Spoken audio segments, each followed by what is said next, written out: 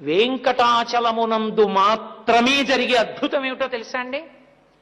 శిశువు నుండి వృద్ధుడి వరకు, స్త్రీ పురుష పండిత పామర కుల మత వర్ణ వివక్ష లేకుండా ఆనంద నిలయంలోకి మీరు ఇలా వెళ్ళి చూడగానే ఒక పెద్ద రాశీభూతమైన విద్యుత్ ఎలా లాగేస్తుందో అలా ఆయన మీ మనసు లాగుతాడు. అందుకే అప్పటి వరకు అబ్బా ఏమిటోనండి అన్నవాళ్ళు అబ్బా ఎంత బాగున్నాడనే అంటారు. వెనక్కి నడవడం జీవితంలో అలవాటు ఉండదు. తోసేస్తున్న గోవిందా గోవిందా గోవిందా గోవిందా బయటికి వచ్చి కూడా ఇలా చూస్తుంటారు తొంగి. ఎలా ఉంది ఏం చెప్పనండి అంటాడంతే. అంటే నువ్వు ఎంత ప్రయత్నం చేసినా మనసు నిలబడదు.